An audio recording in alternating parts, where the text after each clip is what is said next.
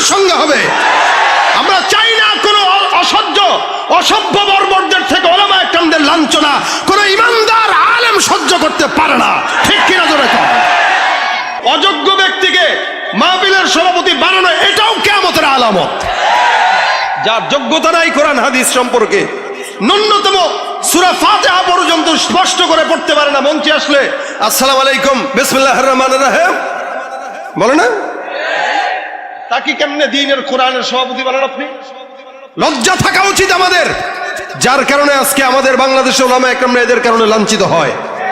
মাহফিল করতে পারবেন না তো দরকার নাই, অনুমতি না দিলে দরকার নাই, কিন্তু এরপরেও অশিক্ষিতদেরকে দ্বীনের মজমায় সভাপতির আসন গ্রহণ করে মাহফিলকে কলঙ্কিত করার কোনো মানে হয় না। আমরা সতর্ক থাকবো ইনশাআল্লাহ। আমরা বলতে চাই গতকালের যে ঘটনা, আমরা এটার তীব্র প্রতিবাদ জানাই। আজকে তার সঙ্গে হয়েছে, আগামীকাল আরেকজনের সঙ্গে হবে। আমরা চাই না কোনো অসভ্য বর্বরদের থেকে ওলামায়ে কেরামদের লাঞ্ছনা কোনো ইমানদার আলেম সহ্য করতে পারে না, ঠিক কিনা জোরে কর। হুজুর মানুষ ওয়াজ করবেন কোরআন থেকে হাদিস থেকে, কেন আপনি রাজনীতির কথা বলেন, কেন ওটার কথা বলেন, কেন সেটার কথা বলেন? আল্লাহ পাকের কোরআনে এমন কোন কথা আল্লাহ পাক দেন নাই যেটা দুনিয়াতে নাই।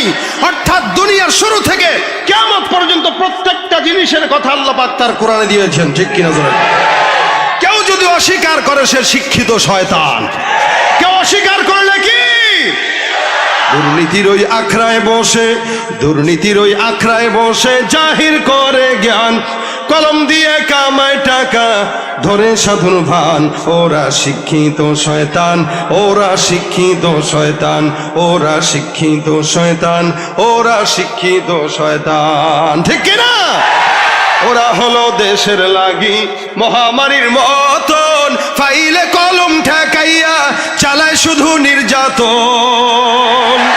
আছে না নাই? ওরা হলো দেশের লাগি মহামারীর মতন, ফাইলে কলম ঠেকাইয়া চালায় তারা নির্যাতন। ঘুষের টাকায় ওদের ভুঁড়ি, ঘুষের টাকায় ওদের ভুঁড়ি করে যে টান টান। ওরা শিক্ষিত শয়তান, ওরা শিক্ষিত শয়তান, ওরা শিক্ষিত শয়তান, ওরা শিক্ষিত শয়তান। আছে না নাই?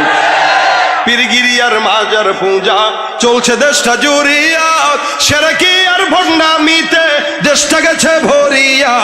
পীরগিরি আর মাজার পূজা চলছে দেশটা জুড়িয়া, শিরকি আর ভণ্ডামিতে দেশটা গেছে ভরিয়া। আরে গাজার কলকি টান মারিয়া, গাজার কলকি টান মারিয়া দেখায় খাজার শান। ওরা শিক্ষিত শয়তান, ওরা শিক্ষিত শয়তান, ওরা শিক্ষিত শয়তান, ওরা শিক্ষিত শয়তান, ঠিক কিনা? যদি বসাতেই হয়, যদি মাহফিলের কমিটি সভাপতি বা প্রধান অতিথি নির্বাচন করতেই হয়, আমার আবেদন থাকবে আল্লাহর হস্তে দ্বীনের কাজের জন্য কোনো বদ্দিনদের শরণাপন্ন হওয়া দরকার নাই, আলেমদের শরণাপন্ন হন। দ্বীন কখনো বদ্দিনদের কাঁধে ভর করে আসে নাই। দ্বীন এসেছে আল্লাহর নবী সাহাবায়ে কেরামদের রক্তের উপরে ভর করে, ঠিক কিনা জোরে বল। এই জন্য কোন দুর্নীতিবাজ, কোন বদ্দিন, কোন ফাসিক হুজ্জাতদেরকে আমরা মাহফিলের কমিটির সভাপতি অথবা প্রধান অতিথি যেন না বানাই। মনে থাকবে ইনশাআল্লাহ। আমরা বিশ্ব নবীর উম্মত, ঠিক কিনা বলেন? আমরা ভয় পাই না, আমাদের ভয় থাকবে একমাত্র আল্লাহ পাক রব্বুল আলামিনের প্রতি। মানুষ যদি কোনো মানুষকে ভয় পায় তাহলে তো সত্য তার বান্দা হয়ে গেল। আমরা কার বান্দা? কার গোলাম? আল্লাহর গোলাম। কোনোদিন মানুষের পাঁচটা গোলামি করতে পারে? বিশ্বনবীর উম্মত কখনো ডরায় না অন্য কাউকে, আল্লাহ ছাড়া, ঠিক কিনা বলেন? আল্লাহ পাক আমাদেরকে রাসূলকে পাঠাইছেন রহমতের জন্য। আমরা এই রহমত তালাশ না করে অন্য জায়গায় তালাশ করি অন্য জিনিস। আল্লাহ পাক বলেন দয়ার নবী, এই দয়ার নবীর উম্মত তোমরা হওয়ার কারণে তোমাদেরকেও দয়া করা হয়েছে। নয়তো যেই গুনাহ তোমরা দুনিয়ার জমিনে করো, ওই গুনাহ অন্য নবীর উম্মতটা করার সাথে সাথে কপালে পাপাচার ফাসিক লেখা হয়ে গেছে, দরজায় পাপাচার ফাসিক লেখা হয়ে গেছে। উম্মতটা গুনাহ করেছে তো বাস দরজায় গুনাহগার লেখা, গুনাহ করেছে তো সঙ্গে সঙ্গে গজব নামা শুরু হয়ে যায়। এত গুনাহ এই জামানায় চলছে, যেখানে বাবার কাছে মেয়ে নিরাপদ না, যেখানে সন্তানের কাছে তার বাবা নিরাপদ না, সেই জামানায় আল্লাহ পাক যে গজব দেন না, এটা দয়ার নবীর দয়ার কারণে, ঠিক কিনা জোরে বল। কারণ নবী আমার রহমতুল লিল আলামিন। এই কারণে আল্লাহর হাবিব বলেন আনা নবিয়ুর রাহমা, আমি হচ্ছি রহমতের নবী, আমি হচ্ছি রহমতের নবী। কত রহমতের নবী জানো? তোমাদের জন্য আমার এত দিলে দয়া, এত মায়া। সেই 1400 বছর আগ থেকে পয়গম্বর উম্মতি উম্মতি বলে কাঁদছেন, আজও পর্যন্ত মসজিদ নববীর সবুজ গম্বুজের নিচে সিজদায় পড়ে মালিকের কাছে উম্মতি বলে ডাকতেছেন, এখনো ডাকতেছেন। কোন স্বার্থ আছে? নাই। এই জন্য আল্লাহ পাক রব্বুল আলামিন বলেন, আসমানের নিচে জমিনের উপরে আমি আল্লাহ পাক রব্বুল আলামিনের পরে সবচাইতে মহব্বত ওয়ালা নবী হলেন মুহাম্মদুর রাসূলুল্লাহ সাল্লাল্লাহু আলাইহি ওয়াসাল্লাম। আল্লাহর নবী সাল্লাল্লাহু আলাইহি ওয়াসাল্লাম কেমন দয়া করতেন? রাসূল করিম সাল্লাল্লাহু আলাইহি ওয়াসাল্লাম আল্লাহ পাক রব্বুল আলামিনের বান্দাদের জন্য কত দিলে মায়া। কারণ রাসূল জানে আমি তো জিন্দেগিতে থাকবো না, বিদায় হয়ে যাওয়া লাগবে। আমার ইন্তেকালের পর আমার উম্মতদের অবস্থা কি হবে এটা আল্লাহ ছাড়া কেউ জানে না। কারণ জাহিলি জামানা চলে গেছে, কিন্তু কিয়ামত সামনে বিদ্যমান। আমি রাসূল সাল্লাল্লাহু আলাইহি ওয়াসাল্লামের আগমনের কারণে কিয়ামতের প্রথম আলামতগুলো শুরু হয়ে গেল। বড় বড় যে আলামতগুলো এগুলো সামনে আছে, রাসূল নিজে বেঁচে থাকা অবস্থায় রাসূল বলেছেন কিয়ামত এমন অবস্থা আমার 2 আঙ্গুল যেরকম নিকটবর্তী, এই কিয়ামত আস-সাআহ কাহাতাইন। রাসূল করিম সাল্লাল্লাহু আলাইহি ওয়াসাল্লাম বলেন এই 2 আঙ্গুল এমন যেরকম কাছাকাছি, আল্লাহ পাক রব্বুল আলামিন কিয়ামতটাকে এমন কাছাকাছি রেখে দিয়েছেন, আর বেশি দেরি নয়। 1400 বছর আগে পয়গম্বর যদি এমন কথা বলে, আল্লাহ নবী সাল্লাল্লাহু আলাইহি ওয়াসাল্লাম যদি তখন এই কথা বলতে পারে, তার মানে কত বছর হয়ে গেল? বর্তমান সমাজের হালত অনুযায়ী মনে হয় কিয়ামত আর বেশি দিন বাকি নাই, ঠিক কিনা? আল্লাহ নবী তখন দোয়া করে গেলেন, বান্দাদের জন্য দোয়া করলেন। কারণ পয়গম্বর জানে আমার ইন্তেকালের পর আল্লাহ পাক রব্বুল আলামিন উম্মতের সঙ্গে কেমন আচরণ করবেন এটা আমার জানা নাই। যার কারণে আল্লাহর কাছ থেকে আমার ওয়াদা নেওয়া লাগবে, মালিক রব্বুল আলামিন আমার উম্মতের সঙ্গে কেমন আচরণ করবে এটা আমি জানি না। আল্লাহ পাক রব্বুল আলামিন পয়গম্বরের ইন্তেকালের আগে কিন্তু সবকিছু সুন্দর করে পরিষ্কার করে দিয়েছেন। যখন নাকি দিন সম্পূর্ণ হয়ে গেল, আল্লাহ পাক রব্বুল আলামিন বলেন আল-ইয়াওমা আকমালতু লাকুম দীনাকুম ওয়া আতমামতু আলাইকুম নি'মাতি ওয়া রাদিতু লাকুমুল ইসলাম দীনা। সমস্ত সাহাবা একরামদের ভিতরে কেমন যেন একটা হতাশা নেমে আসলো। আয় হায়, এমন আয়াত নাজিল হওয়া মানে তো পয়গম্বরকে দুনিয়ার জমিন থেকে উঠায় নিয়ে যাওয়া। এ মুসলমান, আল্লাহর রাসূল সাল্লাল্লাহু আলাইহি ওয়াসাল্লামকে আল্লাহ পাক বলেন দিনটা পরিপূর্ণ হয়ে গেল, তার মানে আপনার আমার কাছে আসারও সময় হয়ে গেল। রাসূল করিম সাল্লাল্লাহু আলাইহি ওয়াসাল্লাম ডাক দিয়ে বলে আল্লাহ, দিন যেহেতু পরিপূর্ণ, আমি যেহেতু বিদায় হয়ে যাব, হে রব্বে কারীম, আমার সমস্ত উম্মতরা দুনিয়ার জমিনে বেঁচে থাকবে, তাদের সঙ্গে কেমন আচরণ করা হবে এটা আমি জানি না। অন্য নবীর উম্মতদেরকে যখন দুনিয়ার জমিনে গুনাহের কারণে তাদেরকে এমন ভাবে আযাব দেওয়া হতো, আমি নবী দুনিয়ার জমিনে ইন্তেকালের পর রব্বুল আলামিন তুমি তাদের সঙ্গে কি ব্যবহার করবা, আমার সঙ্গে ওয়াদাবদ্ধ না হওয়া পর্যন্ত আমি পয়গম্বরের দিলের শান্তি আসবে না। আল্লাহ পাক রব্বুল আলামিন বলেন ওয়ালা সাউফা ইউতিকা রাব্বুকা ফাতারদা। আল্লাহ পাক রব্বুল আলামিন অচিরেই আপনার রব আপনাকে সন্তুষ্ট করবেন। কেমনে সন্তুষ্ট করবে? বলে আপনার যত চিন্তা আছে, পেরেশান আছে উম্মতদেরকে নিয়ে, আমি আল্লাহ সমস্ত পেরেশানি আপনার উম্মতের ব্যাপারে আল্লাহ আমি আসান করে দিব। কিভাবে আসান করবেন? রাসূল সাল্লাল্লাহু আলাইহি সাল্লাম বলেন আল্লাহ সারা দুনিয়ার উম্মতটা যারা কিয়ামত পর্যন্ত আসবে, এরা আমি পয়গম্বরকে দেখবে না, এরা আমি পয়গম্বরকে দেখে নাই, জানে না। দুনিয়ার জমিনে আমার সাহাবা আজমাইন আমাকে দেখলো, আমাকে মানলো, আমার সব কথা শুনলো, কিন্তু শেষ জামানার উম্মতটা আমি নবীকে দেখবে না, জানবে না, শুনবে না। তারা আমি নবীকে কেমনে মানবে, কেমনে বুঝবে? যার কারণে আল্লাহর নবী সাহাবাদেরকে বন্ধু বলেন নাই, আপনার মতো আমার মতো উম্মতদেরকে বন্ধু বলেছেন। আল্লাহর সাহাবা পয়গম্বরের সাহাবা একরামরা ডাক দেয়া বলেন ইয়া রাসূলুল্লাহ, আপনি এত সাহাবা আজমাইনদের দল থাকতে কেমনে আপনি অন্য কাউকে বন্ধু বলেন? যাদেরকে আপনি বন্ধু বললেন তারা কে? পয়গম্বর বলেন তোমরা আমার সাহাবী। যেই সমস্ত উম্মতেরা আমার ইন্তেকালের পরে দুনিয়ার জমিনে আসবে, এরা আমি নবীকে দেখবে না, এরা আল্লাহ পাক রব্বুল আলামিনকে দেখে নাই, এরা আমির নবীর মুজিজাও দেখবে না, কিন্তু এরা আমাকে না দেখে আমি রাসূলের জন্য জীবন দিতে তৈয়ার হবে। নিঃসন্দেহে জেনে রাখবা ওই শেষ জামানার উম্মতরাই হলো আমি পয়গম্বরের বন্ধু। সুবহানাল্লাহ।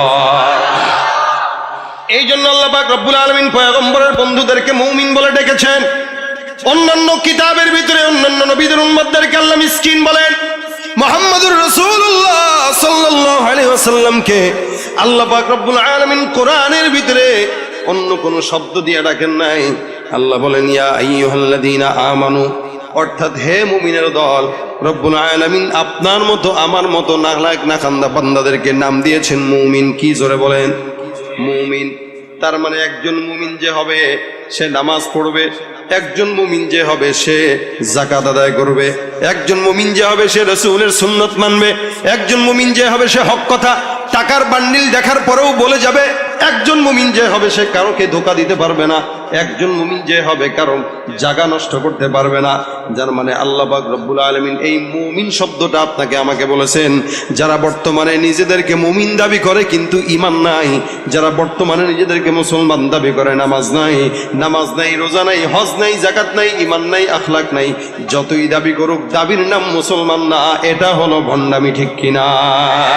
তুমি রমজান এলে রাখো না রোজা, দিনকে করো আঘাত, পয়সা করির নেই তো অভাব, দাও না তো যাকাত। আছে না নাই? মুসলমান দাবি করে নামাজের কথা বলবেন ভাই, প্যান্টের সমস্যা, কিসের সমস্যা? রোজার কথা বলবেন, কিসের সমস্যা? Diabetes, gastric. নামাজের কথা বললে লুঙ্গি প্যান্ট সব নাপাক। যাদের প্যান্ট 30 বছর বয়সেও নাপাক থাকে এদেরকে প্যাম্পাস পরানো দরকার। ঠিক কিনা? তুমি রমজান এলে রাখো না রোজা, দিনকে করো আঘাত, পয়সা করির নেই তো অভাব, দাও না তো যাকাত। তুমি ইমানদারির বড়াই করো, নেই তোমার ঈমান, ইমানদারির বড়াই করো, নেই তোমার ঈমান। তুমি কেমন মুসলমান, তুমি কেমন মুসলমান? নামাজের সাথে নাই পরিচয়, মানো না কোরআন, নামাজের সাথে নাই পরিচয়, মানো না কোরআন। তুমি কেমন মুসলমান? ঠিক কিনা? নবীর উম্মত দাবি করো, সুন্নাহ মানো না, নবীর অপমানে তোমার হৃদয় কাঁদে না। নবীর উম্মত দাবি করো, সুন্নাহ মানো না, নবীর অপমানে তোমার হৃদয় কাঁদে না।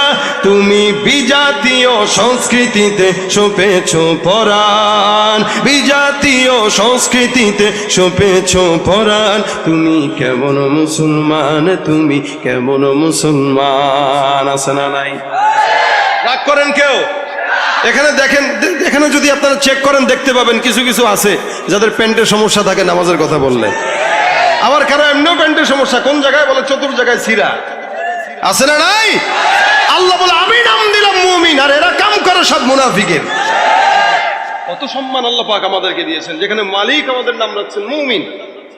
অন্য নবীদের বেলায় দেখেন সমস্ত পয়গম্বরদেরকে আল্লাহ পাক রব্বুল আলামিন কোরআনের ভিতরে নাম ধরে ধরে উল্লেখ করেছেন। মুসা, ইয়া মুসা লা তাখাফ, ইয়া ইয়াহইয়া খুযিল কিতাবা বিকুওয়া। অন্য নবীকে ডাক দেয়া বলেন ইয়া যাকারিয়া ইন্না নুবাশশিরুকা বিগুলাম। অন্য আয়াতের ভিতরে আল্লাহ পাক রব্বুল আলামিন বলেন ওয়া ইব্রাহিমা ওয়া ইসমাঈলা ওয়া যাল কিফল। সমস্ত পয়গম্বরদেরকে রব্বুল আলামিন নাম ধরে ধরে ধরে ধরে উল্লেখ করেছেন। কিন্তু মুহাম্মদুর রাসূলুল্লাহ সাল্লাল্লাহু আলাইহি ওয়াসাল্লামের পাল্লা যখন আসলেন, আল্লাহ পাক বলেন অন্য নবী আর মুহাম্মদ নবী এক হতে পারে না। আমি রব্বুল আলামিন অন্যদেরকে নাম ধরে ডাকলাম, কিন্তু মুহাম্মদকে নাম ধরে ডাকবো না। মুহাম্মদকে আমি আল্লাহ ডাকলাম ইয়া আইয়ুহান নবী। এই জায়গায় রব্বুল আলামিন নবী বলে সম্বোধন করেছেন। শুধু তাই নয়, উম্মতদেরকে বলেছেন খবরদার, তোমরাও কিন্তু অন্যদেরকে যেমন ভাবে নাম ধরে ধরে ডাকো, মুহাম্মদুর রাসূলুল্লাহকে তোমরা কোনোদিন নাম ধরে ডাকবা না। আমি আল্লাহ নাম ধরে ডাকি নাই, যখনই নাম ধরলাম তখন নামের সঙ্গে পয়গম্বরের লকব লাগাই দিলাম। সুবহানাল্লাহ। মুহাম্মাদুর রাসূলুল্লাহ ওয়াল্লাযীনা মাআহু আশিদ্দাউ আলাল কুফার রব্বুল আলামিন বলেন, আল্লাহ পাক রব্বুল আলামিন বলেন মুহাম্মদ হলো আল্লাহর রাসূল। অন্য আয়াতে বলেন মা কানা মুহাম্মাদুন আবা আহাদিন মির রিজালিকুম ওয়ালাকিন রাসূলুল্লাহ ওয়া খাতামান নাবিয়্যিন। এখানে রব্বুল আলামিন দুইটা পরিচয় তুলে ধরেন। মুহাম্মদ তোমাদের কোন পুরুষের পিতা নয়, মুহাম্মদকে জানো। আল্লাহ পাক রব্বুল আলামিন বলেন মুহাম্মাদের পরিচয় হলো মুহাম্মদ আল্লাহর রাসূল। মুহাম্মাদের 2 নম্বর পরিচয় ওয়া খাতামান নবিয়্যিন। দুনিয়ার জমিনে অসংখ্য বেঈমানের বাচ্চারা আসবে রাসূলের পরে, যারা নিজেদেরকে নবী বলে স্বীকার করবে, গোলাম আহমদ কাদিয়ানীর মতো, ঠিক কিনা? এই কারণে আল্লাহ বলেন ওয়া খাতামান নবিয়্যিন, আমি দুনিয়ার জমিনে একমাত্র শুধুমাত্র কেবলমাত্র শেষ নবী হিসেবে আখিরি জামানার নবী মুহাম্মদুর রাসূলুল্লাহকেই পাঠাইলাম। সুবহানাল্লাহ। সুতরাং নবীর পরে আর নবী আছে, আসবে। আল্লাহর নবী বলেন আমার উদাহরণ ওই দেয়ালের মতো, যেই দেয়ালের ভিতরে আল্লাহ পাক রব্বুল আলামিন সব ইট লাগাইলেন। মুসা পয়গম্বরকে পাঠানোর মাধ্যমে একটা ইট লাগলো, ঈসার মাধ্যমে আরেকটা ইট লাগলো। এক একজন নবীকে পাঠাইলেন, এক একটা ইট এক সুন্দর সুন্দর করে করে লেগে গেল, মাত্র একটা ইট বাকি। রাসূল সাল্লাল্লাহু আলাইহি ওয়াসাল্লাম বলেন আমার উদাহরণটা ওই ইটের মতো, যেই ইটকে আল্লাহ পাক রব্বুল আলামিন এই জায়গায় বসানোর মাধ্যমে নবুয়তের দেয়ালটা পরিপূর্ণ করে দিয়েছেন। সুবহানাল্লাহ। শুধু তাই নয়, পরিপূর্ণ করেন নাই। আল্লাহ পাক রব্বুল আলামিন বলেন তোমাদের জন্য আমি আল্লাহ পাক রব্বুল আলামিন রহমতের নবী একজনকেই পাঠাইলাম, কারণ আমি নিজে দয়া পছন্দ করি। আমার নবীকেও পাঠাইলাম, নবীও যেন দয়া মায়া পছন্দ করে, যার কারণে সমস্ত মহাব্বত দিয়ে আমি পয়গম্বরকে পাঠানোর পরে আমি তোমাদের জন্য রাসূলের দিলের ভিতরে দুনিয়ার মহাব্বত ঢেলে দিলাম। এত মহাব্বত রাসূলের পয়গম্বরের উম্মতদের জন্য। জাবির বিন আব্দুল্লাহ রাদিয়াল্লাহু তাআলা আনহু বর্ণনা করেন আমি একবার এমন অবস্থায় ছিল, কোন একটা সফরে যাচ্ছিলাম। আল্লাহর নবী সাহাবী জাবির ইবনে আব্দুল্লাহ রাদিয়াল্লাহু তাআলা আনহুর পিতা কোন এক যুদ্ধে, উহুদের যুদ্ধে শহীদ হন। উনি একা ছিলেন, ওনার 7 বোন ছিল। যখন নাকি বাবার ইন্তেকাল হয়, বাবার ইন্তেকালের পরে জাবির ইবনে আব্দুল্লাহ রাদিয়াল্লাহু তাআলা আনহু পেরেশান, কারণ চতুর্দিক থেকে ঋণের বোঝা ছিল। এদিক দিয়ে বোনদেরকেও লালন পালন করা লাগতো, এদিক দিয়ে নিজের অবস্থাও ভালো না। জাবির বিন আব্দুল্লাহ বলেন জাতুর রিকা যুদ্ধের ভিতরে আমরা যখন রওনা হয়ে গেলাম, সকল সাহাবা একরাম রওনা হয়ে গেলেন। আমার উটটা এত দুর্বল, এই দুর্বল উট নিয়ে আমি সামনে আগাইতে পারছিলাম না, আমি পিছনে পিছনে আস্তে আস্তে আগাচ্ছিলাম। সমস্ত সাহাবা আজমাইন সামনে সামনে আগায়, আমার পয়গম্বর একদম কাফেলার সবার শেষে, আমি রাসূল করিম সাল্লাল্লাহু আলাইহি ওয়াসাল্লামের একটু আগে। আল্লাহর নবী সাল্লাল্লাহু আলাইহি ওয়াসাল্লাম আস্তে আস্তে করে সামনের দিকে আগায়। আমাকে এমন অবস্থায় পেলেন যে আমি উটের থেকে নিচে নেমে উটকে হাওদা দিয়া সামনে উটকে আগে আগে আগায় বাড়াচ্ছিলাম। পয়গম্বর মুহাম্মদুর রাসূলুল্লাহ সাল্লাল্লাহু আলাইহি ওয়াসাল্লাম আমাকে তাকায় দেখে ডাক দেয়া বলে জাবের, কি ব্যাপার, তোমার কি সমস্যা? জাবের বলেন ইয়া রাসূলুল্লাহ, আমার উটের দিকে তাকায় দেখেন দুর্বল। এমন দুর্বল উট নিয়ে আমি রওনা হয়ে গেলাম, কারণ আমার আর্থিক অবস্থা খারাপ, আমি ঋণগ্রস্ত। পয়গম্বর, যুদ্ধের ময়দানে আপনার সঙ্গে যেতে পারাটা আমার জন্য সৌভাগ্যে, যার কারণে দুর্বল উট নিয়ে আমি আপনার জন্য যুদ্ধের ময়দানে রওনা হয়ে গেছি। আল্লাহ রাসূল সাল্লাল্লাহু আলাইহি ওয়াসাল্লাম বলেন হে জাবের, তোমার উটের লাঠিটা আমার কাছে দাও, নয়তো অন্য কোনো একটা লাঠি আমার কাছে এনে দাও। জাবের বলেন আমি যখন পয়গম্বরকে লাঠি দিলাম আগিয়ে, রাসূল করিম সাল্লাল্লাহু আলাইহি ওয়াসাল্লাম লাঠিটা সুন্দর করে ধরলেন। ধরার পরে আমার উটের দিকে পেটের ভিতরে একটা দুইটা খোঁচা মারলেন। আল্লাহ রাসূল সাল্লাল্লাহু আলাইহি ওয়াসাল্লাম এছাড়া আর কিচ্ছুই করলেন না। আল্লাহর নবী আমাকে ডাক দিয়ে বলে জাবের, আমি উটকে একটু খোঁচা দিয়ে দিলাম, আল্লাহ ভরসা, উটের উপরে উঠে বসো। জাবের রাদিয়াল্লাহু তাআলা আনহু বলেন আমি পয়গম্বরের আদেশ পাওয়ার পর উটটার উপরে চড়ে বসলাম। আমি আল্লাহর কসম করে তাকায় বললাম, আমার উটটা এমন ভাবে চলা আরম্ভ করলো, রাসূল করিম সাল্লাল্লাহু আলাইহি সাল্লাম তার উটটাও আমার উটের সঙ্গে এখন দৌড়ায়া পাল্লা দেওয়া শুরু করে দিল। যে উটটা এত দুর্বল, ওই উটটা এখন রাসূল সাল্লাল্লাহু আলাইহি সাল্লামের উট যেমনে যায় আমার উটটাও সেদিকে যায়। আল্লাহর নবীর উট যত দূর দৌড়ায় আমার উটটাও ঠিক তেমন ভাবে দৌড়ায়। রাসূল আমার উটের সঙ্গে হাঁটে, আর আমাকে ডাক দিয়া বলে, যাবে উটটা কি তুমি আমার কাছে বিক্রি করবা কিনা? দেখেন মুহাম্মদুর রাসূলুল্লাহ সাল্লাল্লাহু আলাইহি ওয়াসাল্লামের কিন্তু উটের প্রয়োজন নাই। জাবেরকে ডাক দিয়া বলে, জাবের তুমি উট বিক্রি করবা কিনা? জাবের বলে, ইয়া রাসূলুল্লাহ বিক্রির প্রয়োজন নাই। হে পয়গম্বর, আপনার মতো রাসূলকে আমি আমার উটটা হাদিয়া দিয়ে ধন্য হতে চাই।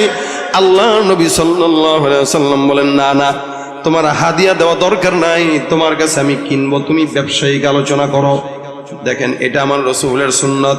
এমনও কিছু মানুষ আমরা দেখতে পাই, আমাদের ওলামায়ে কেরামরা যদি যায়, কিছু গরিব মানুষ আছে দোকানের ভিতরে, চায়ের দোকানদার অথবা অন্য কোনো দোকানদার, আলেমদেরকে দেখলে সম্মান করে দোকান থেকে ফ্রি খাওয়াইতে চায়, আছে না নাই? এটা হলো রাসূলের আখলাক, ফ্রি তো দিতেই যাবে কারণ মহাব্বত। কিন্তু আল্লাহ নবী বলেন, না না, ব্যবসার জায়গায় তোমার থেকে কিনবো, তুমি আমার থেকে বিক্রি করবা, যত দাম হয় তত দাম দিয়া টাকা নিয়ে যাবা, তারপরে উটটা আমাকে ফেরত দিয়ে দিবা। রাসূল করিম সাল্লাল্লাহু আলাইহি ওয়াসাল্লামের এটা আদর্শ, যার কারণে কোনো ভক্ত যদি খাওয়াইতে চায় খালি পেট ভরে খায়েন না, এটা একটা খারাপ কাজ। কারণ ওই বেটা কয়জনরে খাওয়াবে? আরেকজন আলেম আসবে, এরা খাওয়াবে, আরেকজন আসবে, তারা খাওয়াবে। মানুষ আপনারা মনে করবেন যাক ফ্রি তো খাইতেছি, বেটা পরে চিন্তা করবে দূর হুজুররা তো এরকমই খাওয়ান না, পরে আর দেখবেন আর কখনো খাওয়াবে না। এটা একটা ঝামেলা। এখানে রাসূলের সুন্নাত ফলো করেন। হ্যাঁ তুমি খাওয়াবা, এটা তোমার মহব্বত, ঠিক আছে ঠিক আছে। আজকে দুপুরে আসছে একটা হোটেলে বসছি খাইতে, বিল নিবে না শেষে, হুজুর আপনার থেকে বিল নিতে পারবো না। আমি আপনারা বিল দেবো না, আমার কাছে যে আছে সে দিবে। খাইছি আমি, ঠিক আছে, কিন্তু বিল আমারটাও সে দিবে। এবার আপনি তার সাথে বুঝেন, না না নেবো না, আমি কি এরকম করলে আর জীবনেও ঢুকবো না। মহব্বত তো সে দেখাবেই, তাই বলে আমি তার থেকে ফ্রি খাবো? রাসূলের সুন্নাত। বেচারা জাবের মহব্বত দেখেছে, হুজুর আমি আমার এটা সব আপনাকে ফ্রি দিতে চাই। একটা উট কত দামি জিনিস, তাই বলে রাসূল তো জানে যে জাবের ঋণগ্রস্ত, তার থেকে কি নেওয়া যায়? আর রাসূলের চিন্তা হইলো দরদ। দেখেন কতটুকু, জাবের উটটা এখন আমার দরকার নাই, এই জীর্ণ শীর্ণ উটটি আমি কি করব? কিন্তু রাসূল কেন নিচ্ছেন? জাবের যেন এই উটটা বিক্রি করার টাকা দিয়ে অন্তত তার সমস্ত ঋণগুলো শোধ করতে পারে। সুবহানাল্লাহ। মহব্বতটা কোন জায়গায় দেখেন, কারণ জীর্ণ শীর্ণ উট অন্য জায়গায় বিক্রি করলে তেমন দামে পাবে না। এই জন্য রাসূল করিম বলতেছেন, আমার সঙ্গে ব্যবসায়ী আলোচনা করো, বলো কত দিবা? জাবের ডাক দিয়ে বলেন, হুজুর বলেন আপনি কত দিবেন? রাসূল বলেন, 1 দিরহাম। না এটা হয় নাকি? একটু আগে কি বলছে যে হুজুর আমি আপনাকে ফ্রি দিয়ে দিব, আর যখন রাসূল বলেন 1 দিরহাম, কয় না এটা হয়, 1 দিরহাম কি উট হয়? রাসূল বলেন কত? 2 দেই? কয় না হুজুর এটা হয় না। তুমি বলো। আমি বলতে পারবো না হুজুর, আপনি বলেন। সুবহানাল্লাহ। কয় না এতক্ষণ ফ্রি দিবে, এখন বলে কোনো ফ্রি নাই, যেহেতু ব্যবসায়ী আলোচনা, তো ব্যবসার মতোই তো করা দরকার। আমার জিনিস দুর্বল হোক, আপনি জানেন এটা দুর্বল, কিন্তু আমি আপনারা এর নিচে দিব না, আপনি মন চাইলে নেন, নাহলে নিয়েন না। ব্যবসায়িক আলোচনা চলে আসছে। রাসূল বলেন কত দিবা? 3 দিরহাম। এত কমে এত বড় উট এটা হয়? হাঁটতেছে আর আলোচনা করতেছে। রাসূল ডাক দিয়া বলেন 4 দিরহাম। বলেন হুজুর না, একটু বাড়ান, একটু বাড়ান। মাঝে মাঝে দেখবেন মাছের বাজারে ইলিশের কেজি কত? 2000। 1000 বনি, 1000 কে 1800 তো হইব না মিয়া, কি মাছ 1000 বলেন আপনি? জাবের বলে হুজুর 4 দিরহাম, 10 দিরহাম, 20 দিরহাম, এই দিরহাম দিয়ে এই উট মিলবে না, আরো বাড়াইতে হবে। জাবের বলেন আমি বাড়াইতে বাড়াইতে বাড়াইতে বাড়াইতে 40 দিরহাম পর্যন্ত করেছি। আমার রাসূল বলেন 40 দিরহামে তুই খুশি? জি আমি খুশি। আলহামদুলিল্লাহ, আমি তোর থেকে 40 দিরহামে কিনবো। সুবহানাল্লাহ। দরদটা দেখছেন কোন জায়গায়? কখনো কখনো যখন রাস্তায় হাঁটবেন, সবাইকে অনেকে দেখবেন রাস্তাঘাটে এটা সেটা বিক্রি করে, কেউ আছে পেটের টাকা দেয়, কেউ আছে ব্যবসা। দেখবেন কিছু মানুষ বয়স 70 বছর, কিন্তু সে বিক্রি করতেছে একটা চকলেট। আপনার চকলেট খাওয়ার অভ্যাস নাই, কিন্তু তারপরেও কিনেন। এই ছোট্ট একটা কাজের উসিলে আল্লাহ পাক আপনাকে জান্নাত দিতে পারে, এটা রাসূলের শিক্ষা। এই জন্য আল্লাহ পাক বলেন ইত্তাকুল্লাহ ওয়াবতাগু ইলাইহিল ওয়াসিলা, তোমরা তাকওয়া অর্জন করো আর আল্লাহ পাকের কাছে ওসিলা তালাশ করো, কারণ ওসিলা তালাশ করার মাধ্যমে এক একজন বান্দারা জান্নাতি হয়ে যাবে। সুবহানাল্লাহ। এমন এমন কাজ করবেন যে এই কাজটা আপনার ওসিলা হবে। আপনি কখনো রাস্তা দিয়ে হেঁটে যাচ্ছেন, একটা মুরব্বী মহিলাকে দেখলেন কিছু ফল নিয়ে বসছে, আপনার দাদির বয়সী, আপনার মায়া লাগলো, আপনার পকেটে টাকা কম, আপনি যাচ্ছিলেন অন্য কোনো কাজে, এই দিলের থেকে দরদ নিয়ে মহিলার থেকে সমস্ত ফলগুলা খরিদ করলেন। খরিদ করার পরে আপনার আমলের খাতায় লিখে রাখেন যে আল্লাহ আজকের যে এই কাজটা করলাম, এই কাজটা শুধুমাত্র আপনার থেকে নাজাত পাওয়ার উসিলায় করলাম। এই ফল আমার দরকার ছিল না। মহিলা খুশি হয়েছে তো আপনি খুশি। আপনি যদি খুশি থাকেন এই কাজের উসিলা জান্নাত দিয়েন ইনশাআল্লাহ। রাসূল বলেন তোমার ওই ছোট্ট কাজের উসিলা আল্লাহ পাক তোমার জন্য জান্নাত সহজ করে দিবে ইনশাআল্লাহ। নেক কাজ, নেক উসিলা আল্লাহ পাক বান্দার জান্নাতের বিনিময় করায় দেয়। সুবহানাল্লাহ। রাসূল সাল্লাল্লাহু আলাইহি সাল্লাম বলেন 40 দিরহাম দেব, তাড়াতাড়ি উটটা দিয়া দাও। জাবের বিন আব্দুল্লাহ ডাক দেয়া বলতেছেন না না, শর্ত হইল আমি এখান থেকে জাতুর রিকা পর্যন্ত যাব, আবার জাতুর রিকা থেকে মদিনা পর্যন্ত যাব।